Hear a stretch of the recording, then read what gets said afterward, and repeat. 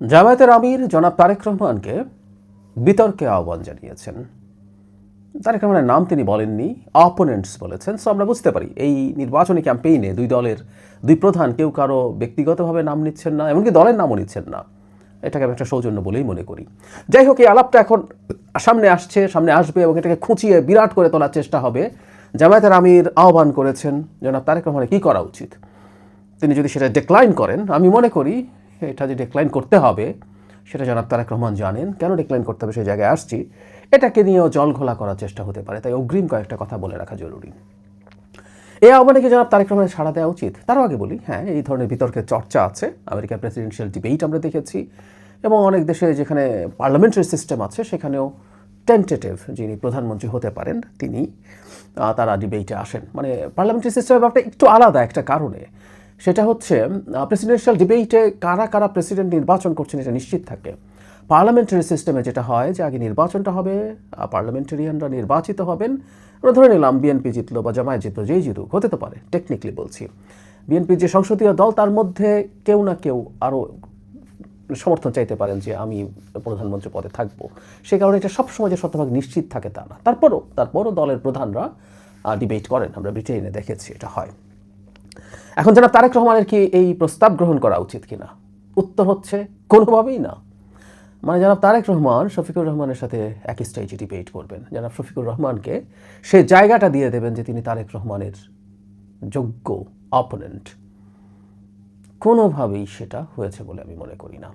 In fact এইবার এই নির্বাচনে জামায়াতের যে রেজাল্টই হোক না কেন, আমি মনে করি অনেকে যে ভয় পাচ্ছেন, যা ভাবছেন তার চেয়ে অনেক খারাপ ফলাফল তারা করবে। কিন্তু জামায়াত অলরেডি নিজকে এই নির্বাচনে অন্তত বিএনপির প্রতিপক্ষ বা প্রতিদ্বন্দ্বী হিসাবে প্রতিষ্ঠিত করে ফেলেছে। এটাই তাদের বিরাট অর্জন। আওয়ামী লীগ থাকলে জামাত এই জায়গায় কোনোভাবেই যেতে পারতো না। আওয়ামী লীগকে নিষিদ্ধ করার পেছনে এই রাজনীতিটাও খুব সিরিয়াসলি ছিল বলে আমি বিশ্বাস করি।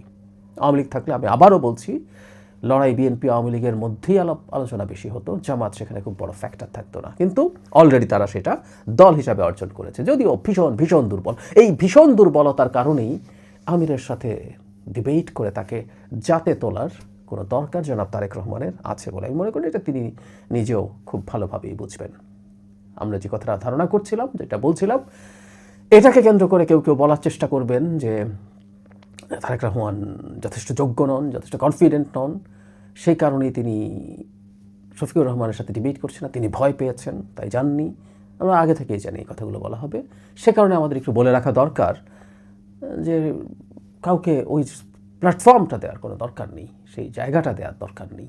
আর ডিবেট হলে কি হতে পারে আমরা সেটাও খুব ভালো মতো বুঝতে পারছি। উনি পলিসি ডিবেটের কথা বলছেন, আমরা পলিসি দেখছি, জামাতের পলিসি কী আছে বা বিএনপির পলিসি কী আছে, তারেক রহমান সেটাকে কীভাবে প্রেজেন্ট করছেন। এখন থেকে না, বহু আগে থেকে আজকাল ওরা পলিসির আলাপ করছেন।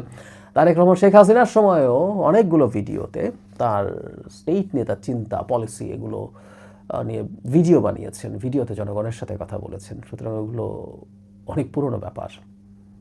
নতুন কেউ করছেন এবং সেটা নিয়ে তারা অনেক কিছু পলিসির আলাপ দিতে চান। যাই হোক, প্রোপাগান্ডা চলবে।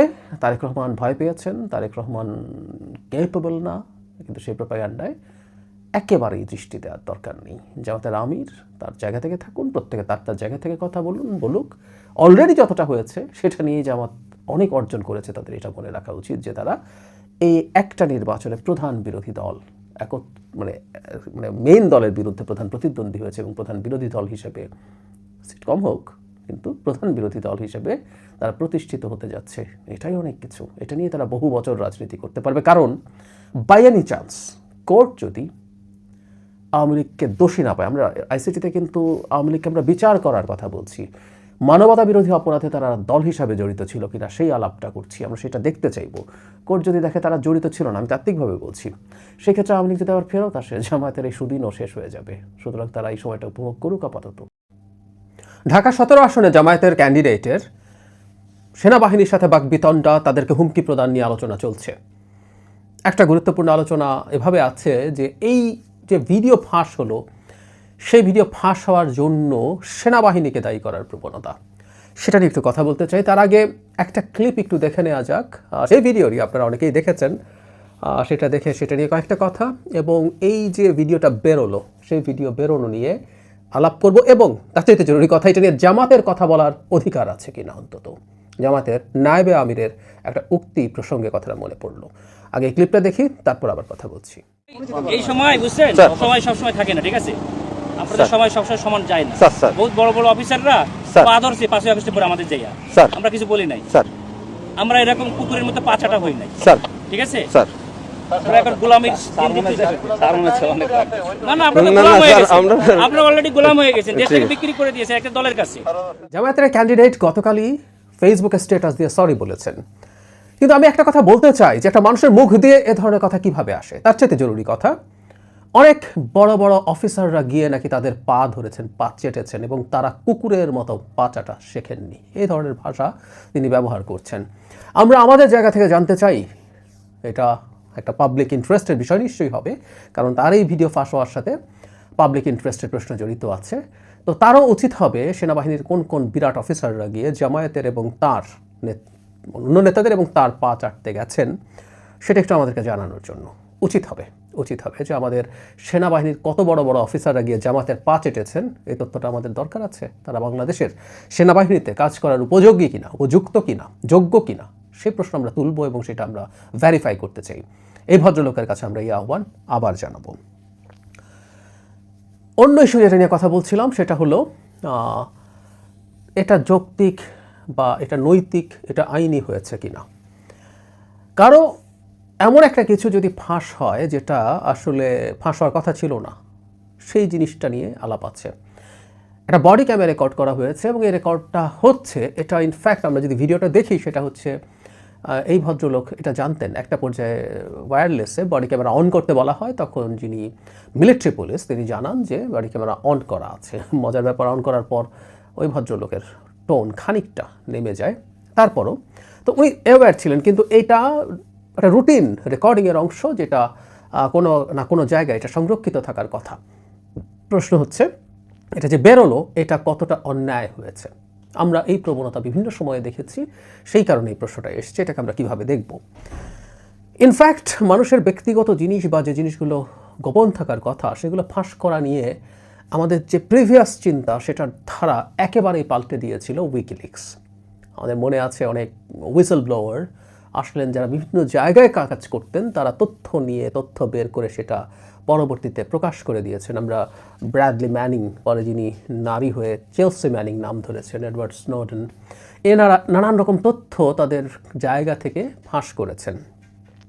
এখন একটা প্রশ্ন কেউ কেউ করছেন যে জামাতের এই নেতার বিরুদ্ধে এই তথ্যটা ফাঁস করায় বিএনপির সুবিধা হয়েছে, সেই সুবিধা দেওয়াটাকে অনেকে ধরছেন এটা পরিকল্পিত। মানে একটা কথা মনে রাখতে হবে, প্রকাশিত বা লিক হওয়া যে কোনো তথ্য কারো না কারো কাজে লেগে যেতে পারে, সেটা জন্য বলাই যাবে না যে এটা তারা করিয়েছেন। আর সবচেয়ে ভয়ঙ্কর যে প্রবণতাটা হচ্ছে আমি মনে করি সেটা হলো দায়ী করা হচ্ছে সেনাবাহিনীকে পুরোপুরি। আমি জায়গায় আসবো, কিন্তু যে কথাটা বলছিলাম যে ফাঁস হওয়া তথ্য কারো না কারো পক্ষে বা বিপক্ষে যেতেই পারে।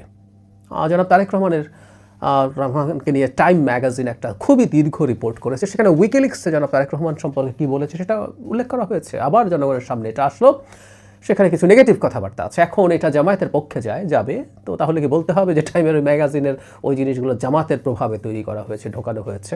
অনেক পুরনো তথ্য আবার নতুন করে সামনে আনা হলো। এটা কি জনাব তারেক রহমানকে ক্ষতিগ্রস্ত করে জামায়াতের সুবিধা দেওয়ার জন্য? সো কার স্বার্থে যাচ্ছে না সেটা মূল ইস্যু না, কিন্তু সেনাবাহিনীকে প্রতিষ্ঠান হিসেবে দায়ী করার প্রবণতা আমি দেখছি বিভিন্ন জায়গায়। আমি টকশোতে গিয়ে দেখেছি যে এখানে সেনাবাহিনীকে এক ধরনের দায়ী করার প্রবণতা, সোশ্যাল মিডিয়াতে তো আছেই।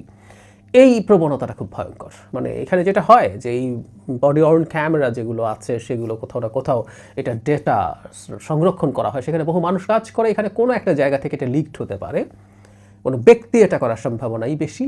এখন তার চাইতে জরুরি কথা, ব্যক্তি যদি এটা করেও থাকেন আমরা কি সেটাকে খুব নেগেটিভলি দেখব কিনা? ওই যে বলছিলাম এই আলাপ পৃথিবীতে এখন আছে যে পাবলিক ইন্টারেস্টের বিষয় কেউ যদি জনগণের সামনে নিয়ে আসে তাহলে সেটাকে অনৈতিক, অন্যায় বলা হবে কিনা।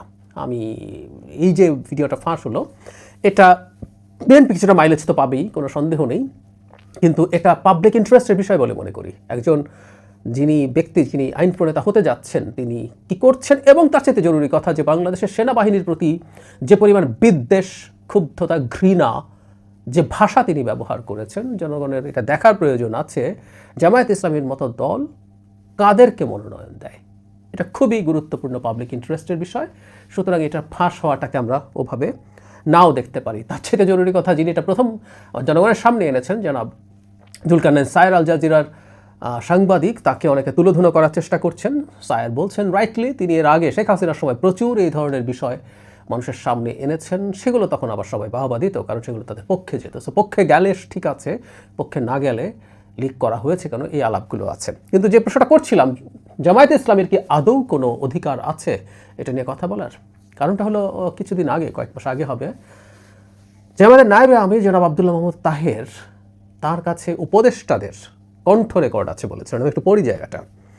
আমি সরকারকে দৃষ্টি আকর্ষণ করতে চাই, আজকে হুঁশিয়ারি দিতে চাই না, আজকে দৃষ্টি আকর্ষণ করতে চাই। প্রশাসনের যে অবস্থা এবং যে ষড়যন্ত্র চলছে এটাকে বন্ধ করুন, নিরপেক্ষ সৎ লোকদের গুরুত্বপূর্ণ জায়গায় পদায়ন করুন।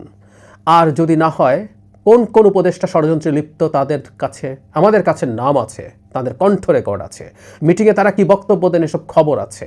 আমরা জনগণের কাছে এখন প্রকাশ করছি না, মানে ওনারা সুযোগ দিচ্ছেন, সংশোধনের সময় দিচ্ছেন, না হলে আপনারা যদি সাবধান না হন তাহলে জনসমক্ষে নাম প্রকাশ করা হবে। জামায়াত ইসলামীর জনাব তাহেরের কাছে এই ধরনের রেকর্ড আছে। এই রেকর্ড হয় কোনো সরকারি সংস্থা করেছে, যদি ফোন, উনি কণ্ঠ রেকর্ড বলছেন, এটা ফোনে যদি হয়, অথবা মিটিংয়ে বসে কেউ করেছেন। এই ধরনের গোপন রেকর্ড তিনি নিয়েছেন, তিনি রেখে এটার অস্তিত্ব তার কাছে আছে স্বীকার করে তিনি হুমকি দিচ্ছেন। তাই যদি হয়, জামায়াতের আদৌ কি কোনো অধিকার আছে এই ধরনের একটা ভিডিও লিক হওয়া নিয়ে উচ্চবাচ্য করার, কোনো কথা বলার? আমি মনে করি না। আবারও বলছি, এটা ডিবেটেড, কোনটা পাবলিক ইন্টারেস্টের বিষয়, কোনটা পাবলিক ইন্টারেস্টের বিষয় না, সেখানকার লাইন অফ ডেমার্কেশনটা খুব স্পষ্ট না, এটা খুবই সাবজেক্টিভ। সারা পৃথিবীতে এটা নিয়ে প্রচুর তর্ক বিতর্ক ইনফ্যাক্ট উইকিলিক্সের ওই সময়ের পর থেকে হচ্ছে। আমি মনে করি আমাদের সোসাইটিতে এই বিতর্কটা জারি থাকা দরকার, কিন্তু এটার মাধ্যমে আমরা যে জিনিসগুলো জানতে পারলাম, এই অ্যালার্মিং বিষয়গুলো আমাদের জানা থাকা দরকার। আর ওই ভদ্রলোক অ্যাপোলোজাইজ করলেও কোনো একজন মানুষ এভাবে কথা বলতে পারেন, এবং সেনাবাহিনীকে আবারও বলছি এইভাবে প্রশ্নবিদ্ধ এবং তার বিরুদ্ধে তীব্র ক্ষোভ, ঘৃণা উগরে দেয়া, এটা আমাদের জনগণের সামনে অত্যন্ত বাজে একটা নজির এবং উস্কানি হিসাবে বিবেচিত হবে। সেই কারণে আমি মনে করি যে এটা নিশ্চিতভাবেই জনস্বার্থে হয়েছে। তাই এটাকে আমার পয়েন্ট অফ ভিউতে, আবারও বলছি, কেউ রিফার করতে পারেন, আমি মনে করি এটা জনস্বার্থের ইস্যু, এটা নিয়ে কথা বলা আমাদের এই জন্যই উচিত।